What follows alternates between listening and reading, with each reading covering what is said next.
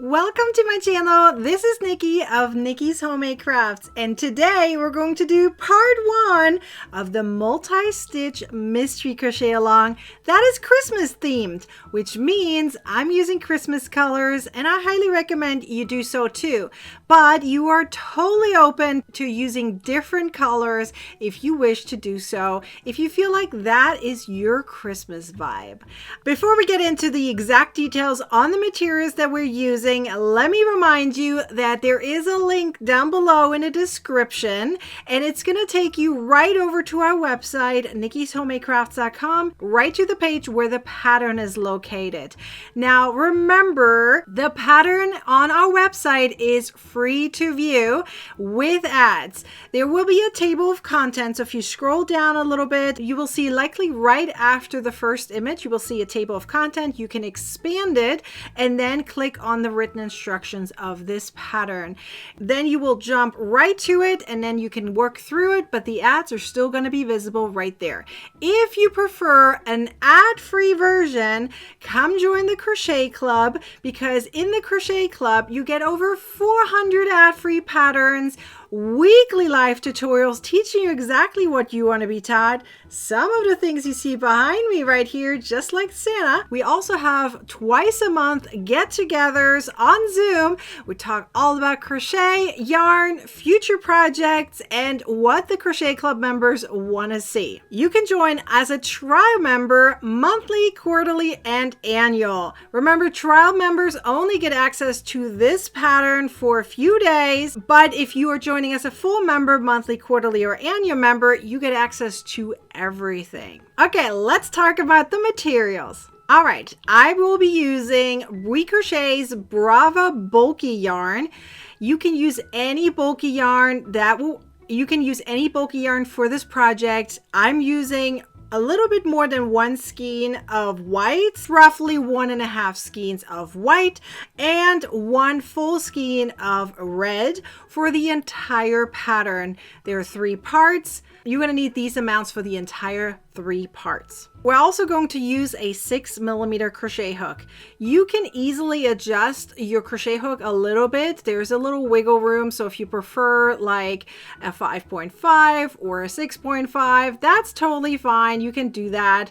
That's just an estimate. Now remember, if you are a loose crocheter, you probably want to go down a little bit in hook size if you feel like the 6 is not right. So you can go down to the 5 or 5.5. If you are a tight crocheter, stick with either the 6 or go up a little bit, because as I said, it's bulky yarn. The reason I picked bulky yarn is so that it's a quick pattern and you don't have to crochet too much in order to finish the project. Now let's actually get started, because you're going to learn 2 techniques today. The very first one is going to be the waistcoat stitch, which is also known as the crochet knit stitch. I'm gonna let you know right away that stitch can be very tight, especially for those who are beginner crocheters or those who crochet very tightly. Okay, for those who do that, go up in hook size, and if that is still not okay with you, then I recommend switching to just single crochet if you prefer to do that. Okay, but do try it. It is worth it. I promise it's worth it. So the waistcoat stitch is going to be the very first stitch that you're going to learn, and at the end, about halfway through this tutorial, you're going to learn the second stitch today, and that is the thermal single crochet stitch. There are many different types of thermal crochet stitches. I'm going to focus on the most well-known one, and that is the thermal single crochet stitch. So are you ready? Let's go. First, we're going to use red alone. For the waistcoat stitch, we're just going to use red, or whatever color you picked that you only have 1 skein of. So you're first going to make a chain of 34 stitches. Then you're going to make sure that your chain is not twisted, and you're going to take your hook out and you're going to insert it into the very first chain that you made. Okay, so right there, and then I'm going to pull this through. So that way I can continue working on my chain, but in a loop. Okay, so this is not twisted right here. And I'm going to make sure I will continue having 34 stitches. So you have 34 chains, you pulled it through, you're going to continue crocheting right here, and you're going to make sure by the end you still have 34 stitches. Okay, so the very first thing you're going to do is you're going to crochet single crochet stitches. Now I do recommend going into the back bump of your chain because it's going to make it easier later. Can't tell you yet why, but it'll be easier, promise you. Okay, so let me remind you of the anatomy of a stitch. You have here the front loop, the back loop, and if you twist it slightly, there will be the back bump right here. Let me emphasize it. It's right there. That's your back bump. Do you see it over here? So each chain has a back bump. Go into it and make a loose single crochet stitch. You don't want to be super tight at this point because we're going to need to go into that stitch, literally splitting the stitch in order to crochet the waistcoat stitch, which is also known as the split single crochet stitch. It has many different names. Don't ask me why, that's what it is. Okay, so you're now going to go into each chain and you're going to crochet a single crochet stitch. So as I said, I like to go in a back bump, so do that as well. And by the end of the round, I'll show you how to do the slip stitch, but in an invisible way because it's going to make the entire work much cleaner. Now you could go in continuous rounds for this, but I personally think it will be just as clean if you're doing the invisible slip stitch because it's going to make it easier later to have a transition. All right, once you have your round done with just single crochet stitches, we're now going to make the invisible slip stitch. Okay, so let me show you. You're going to pull this out. This is your last loop, right?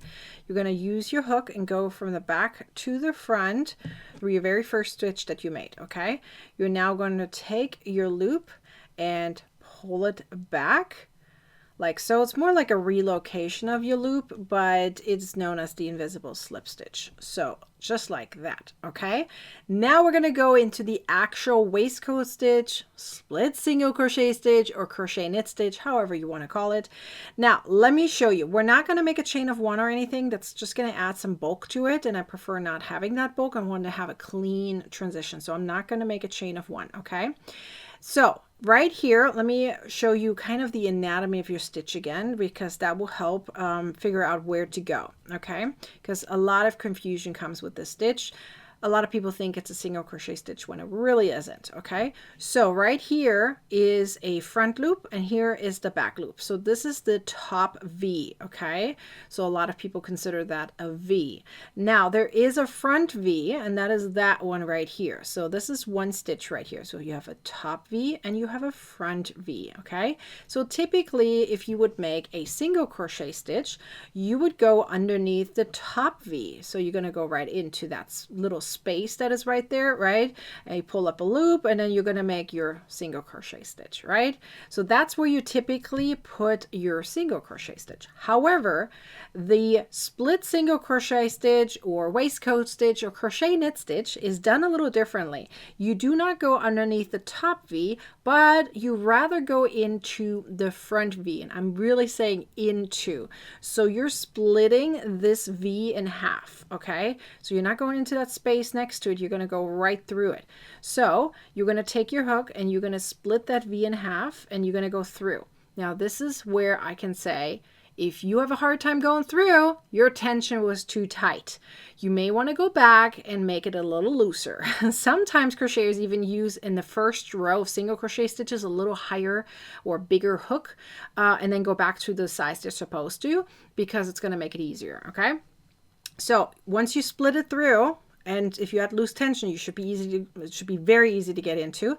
You're going to pull up a loop just like that, and you're going to finish it up like a regular single crochet stitch. So now you can see that the V's stack on top of each other. You see that? So let's do that again. So instead of going into the space underneath the top V, we're going to split the front V in half. Okay, so you literally go right through it. So let me show you again. There's a V right here, and you're going to go right into the center. Okay, so right through, pull up a loop, yarn over, pull through. And now you're going to continue doing that, okay, all the way around. So you see how it looks like? So the V's are literally stacked on top of each other. Now keep in mind, for righties, you're going to have a little bit of a left slant. For those who are lefties, you're going to have a little bit of a right slant. By the way, my lefties, did you know there is a free Chrome extension, the Chrome browser I'm talking about, for your desktop, laptop. Don't know if it works on a phone, but definitely for laptops and desktop computers, you can use the Chrome browser and you're going to add a free extension to it, and it's called Video Mirror. It's free. All you have to do is install it to your Chrome browser, and that allows you to flip any videos around for free. You don't have to beg the designers to make a lefty video, because all you have to do is click the button and it will flip it for you. So anyways, that was just a little note for my lefties. So anyways, you're going to continue crocheting this stitch until the end of the row, and you're going to continue doing your invisible slip stitch. Okay, and you're going to continue doing this until you have 20 rounds, and this is how it's going to look like. And here you can really see that slant happening. Okay, so if I put my hook right there, you can see the slant. I'm a righty, so it's slanting to the left. For my lefties, it'll slant to the right. That is normal. Don't worry about it, okay? You don't have to block it or anything. You can block it if you want to. I think it's unnecessary because it actually looks really, really pretty, don't you think? So anyways, so this is how it looks like. And if you actually look very closely, and I don't even know if you can tell, right here is my invisible slip stitch. Right here is my transition. And you can barely tell. So when you use the invisible slip stitch and you don't make a chain of one, this is what happens. It's very neat. It's a very smooth transition. You can barely tell this transition is happening right here. I know this is hard to tell because it's red and cameras don't like red, but this is how it looks like. Okay, so you want to have a piece like this. This is roughly squared. Let me actually measure it for you because I know you guys are always interested in the measurements. So we're talking here about 6 inches times, well, it's not an exact perfect square. Mine is about 5.5 inches in height. So that's what we're looking at. So that's kind of what you want. It's okay if the height is off just a tiny bit. That's fine. You want to estimate roughly 6 inches on this side, like in this transition, in this dimension. So that would be ideal. Okay, so that is your very first stitch. That's your very first little project for part 1. You have a second project. Okay, so you're learning a second stitch. So let's transition over to that. All right, you're going to make another chain of 34, but this time we're not going to go in rounds.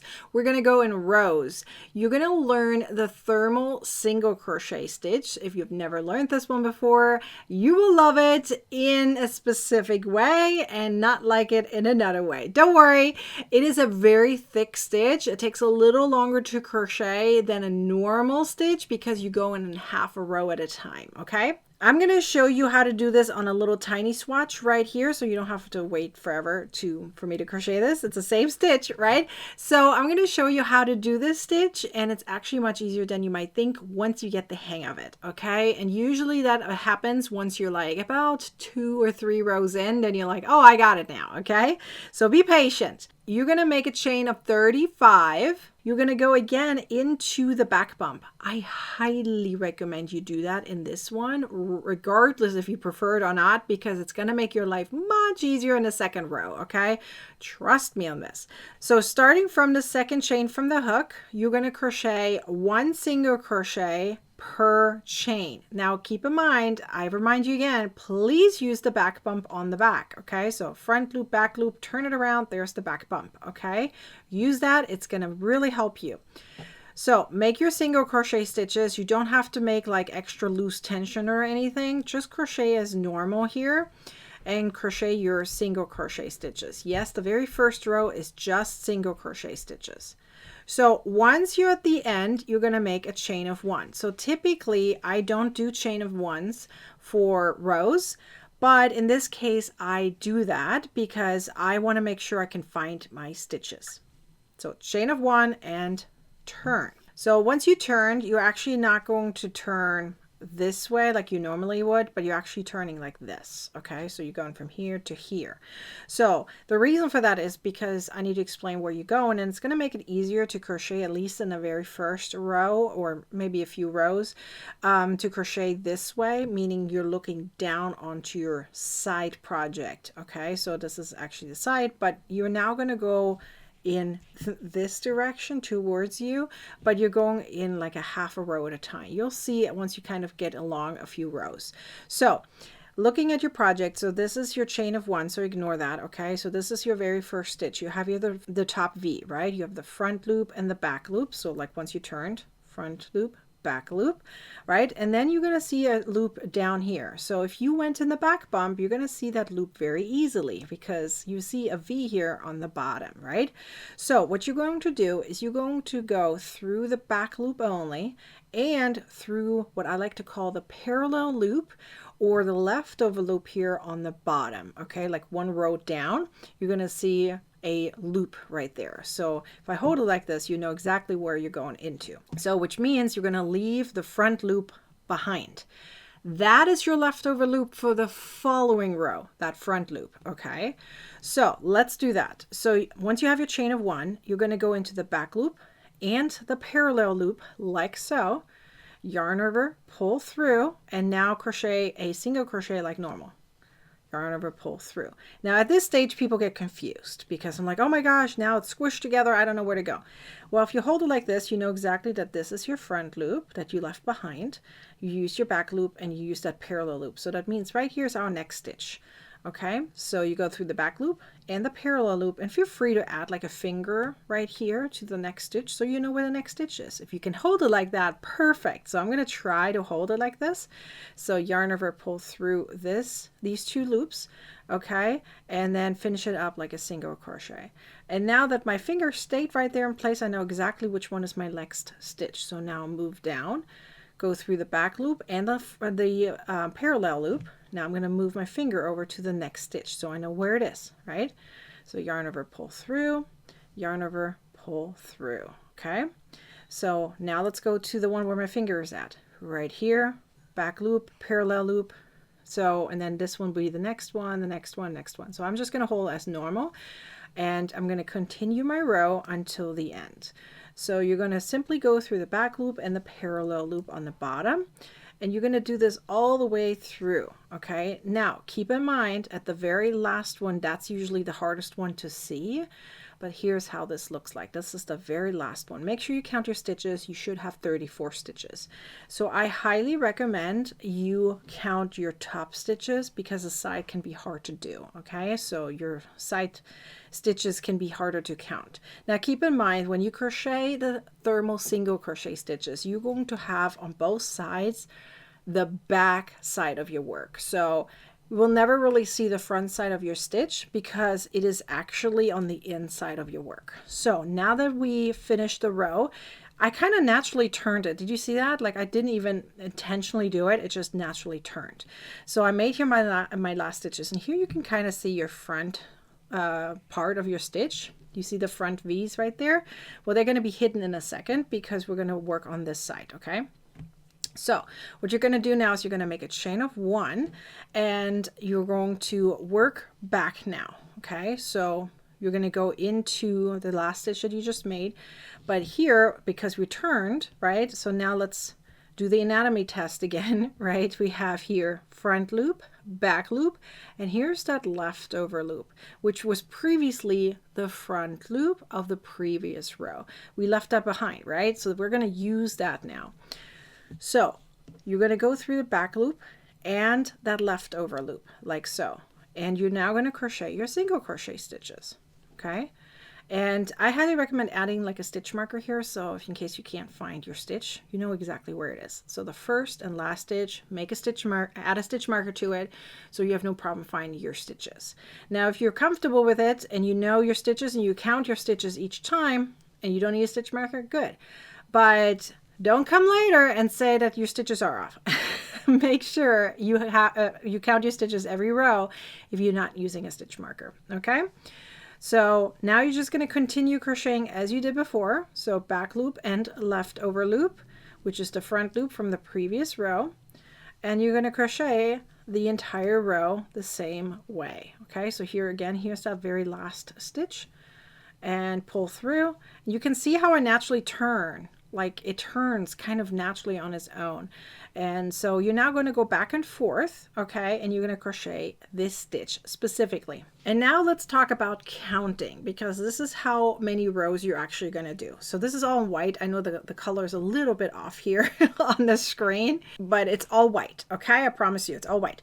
So what you're going to do, the way to count your rows is a little bit different than you would for any normal project, because I said you're working on each side, and you probably noticed that you kind of go back and forth to each side, you flip-flopping, and you're doing like half a row at a time. So it is a thicker project than normal, and because of the flip-flopping half a row at a time, you need to count both sides of your work. So what you're going to do is you're going to look for these little bumps right here. So this is actually the back of your work, but this is also the back of your work, okay?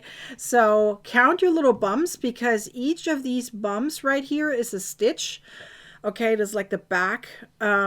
It's also known as the third loop behind the V. And here it's very obvious to see it. Okay, so if you're going to count your little bumps right here, that is, each one is one row. Okay, so if you kind of make your cut right here. So 1, 2, 3, 4, 5, 6. There are 6 on this side. There's 6 bumps on this side. Now let's flip it around and let's count the other side. So let's put a finger right here and we're going to count the bumps. 1, 2, 3, 4, 5, 6 on this side as well. So you have 6 and 6, okay? Now on the very last one, right here, you're going to see there's these 3 loops. I actually want you to keep it that way for now, okay? Keep it that way. And all you're going to do at this point is cut your yarn. Have like a little yarn end, like a little tail, let's say about, I don't know, a foot or 2, just to have some yarn end left over that you may need later. Okay, so your entire piece is like this. So let me measure it for you. I want to make sure you can see it on camera. So your entire piece should be about, well, mine is just a little over 12 inches. I don't know if you can see that, just a hint of it. It's okay. So roughly 12 inches. Okay, and then the height of it is a little bit under 3 inches. So it's like 2.75 kind of thing. Okay, that's kind of the width, the height of it. So I'm counting from the top here onto the bottom. So it's, you know, just under 3 inches. So a little over 12 on this side and a little under 3 on this side.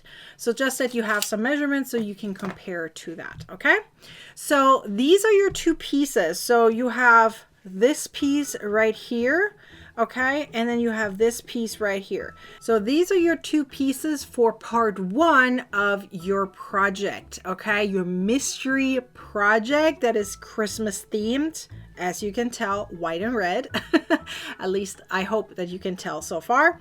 And you're definitely going to tell more that it's Christmas themed in the next part. Okay, so for now, what I need you to do is take a picture of your part 1. Okay, just like this. If you want to align a little bit better, I don't know, just take your picture of these 2 pieces for part 1 and post them into the Facebook group called Crocheting with Nikki with the corresponding hashtag you see there on the screen. I'm literally showing you how to post into the group. Well, I'm using my laptop or my desktop for that. Okay, so you can of course do the exact same thing on your phone or your tablet, but be sure to take a picture. We just need 1 picture for both of them together, so you don't have to do multiple. And take your picture and then post it into the Facebook group Crocheting with Nikki with the corresponding hashtag, so that way we can find and celebrate you. And that is part 1. You're already done with part 1. Wow, that went fast. Well, we have 2 more parts to go. And remember, we have prizes at the very end.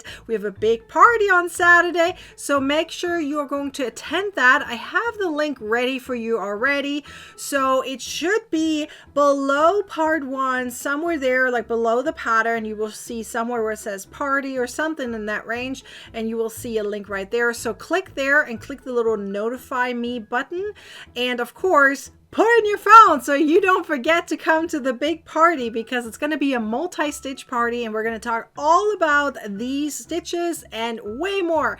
So I hope you're going to attend that as well, because we have prizes there. So now go ahead and crochet your project, take your picture, post in a group, and I'll see you back here in part 2. If you haven't signed up for the Mystery Crochet Along, the link is down below, exact same link as the pattern. So sign up, you will get early release for these Mystery Crochet Along parts so that you can get a head start before everyone else sees it.